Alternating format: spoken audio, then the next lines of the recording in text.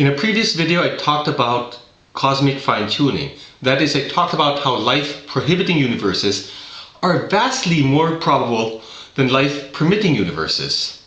That's because certain physical constants must be set very precisely for life to even begin to exist. They must be set precisely for hydrogen to form, for example, to have carbon, nitrogen, oxygen, and so forth and so on. This information comes not from religious sources, but from secular sources, the most famous of which are John Barrow and Frank Tipler, two mathematical physicists who argued an atheistic viewpoint. In their book, The Anthropic Cosmological Principle, they listed all these arguments, and both of them were atheists at the time the book was written.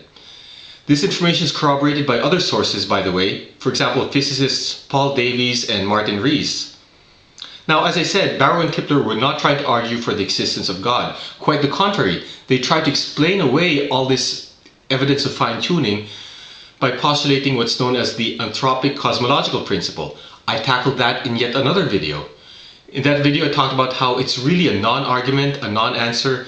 Basically, the anthropic cosmological principle says that we should expect to live in a universe where all these constants are so precisely set. After all, if life could not exist, then we would not be alive to marvel at the fact that these improbable events have occurred. That's really skirting the question. It's like saying that you drive off a cliff, against all odds survive, and then pat yourself on the back and say, well, I shouldn't be surprised that I survived. After all, if I were dead, I would not be alive to marvel at my incredible good luck. It's a foolish argument. Now, I'm not here merely to rehash the contents of my previous videos. Rather, I want to talk about something new. About how one of the authors, Frank Tipler, has since changed his position.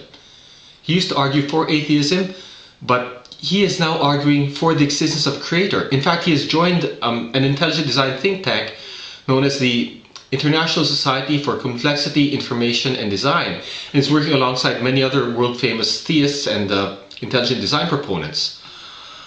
Now, my argument here is not simply that an atheist changed his stance. After all, you also have theists who have switched to atheism, and I'm sure many skeptics out there would be quick to point that out.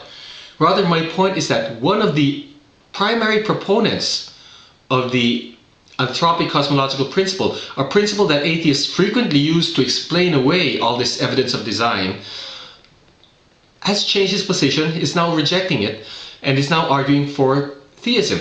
He's not just one of the main proponents of that theory, by the way. He's in fact one of its originators. And that should make you think.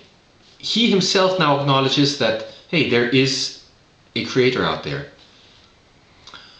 By the way, while we're on the topic of cosmic fine-tuning and the anthropic principle, I want to address something. I frequently get messages from certain people out there who say, there is no reason to believe that the constants need to be finely tuned. Or they say, well, if the constants had been different, some other form of life would have existed. You know what? You can't just make those claims very baldly without substantiating them. First of all, you have the testimony of world-class physicists who do argue it, and not only that, they are in a unique position to do so. Barrow and Tipler, for example, are specialists in mathematical physics. They are uniquely suited to analyze the mathematical odds of this occurring. Second, you have to consider the nature of some of these constants. Without certain constants being set correctly, for example, you could not have hydrogen. What type of life would have existed without hydrogen?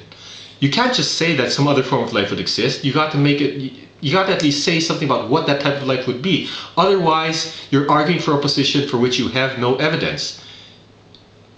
And that's something that atheists routinely accuse theists of doing. What about a universe where there are no atoms formed? Which would be the case if the strong nuclear force is not strong enough? And so forth and so on. The testimony of these people who are experts in the field, is that these constants need to be set very precisely. If some other form of life could exist, unless these constants were set so precisely, that would be pure speculation. There's simply no evidence for it. You can't just assert that other forms of life would have existed. Nor can you assert that our forms of life would have existed anyway, that there is no fine-tuning required. Those are bald, unsupported, unsubstantiated claims. I would rather side with people who know what they're talking about, who are experts in the field. Now, some people also say, well, we just need to find some way to unify all these concepts so that they form one sort of grand theory. We just unify them and everything will be solved. That doesn't work either. Unless you can unify them, even if you can unify them somehow, which right now appears to be a pipe dream, people are trying to do that through string theory and M theory. Well, let me backtrack a little. Many physicists by and large don't deny the appearance of fine-tuning. In fact, they tend to try to explain it away using string theory and M theory, which is a futile gesture because at best you could only trim down the odds by a tiny hair. But even if you could do that, it still wouldn't explain why this unified theory would need to take that particular form. Why would it take a form that somehow manages to produce the right constants for life to exist?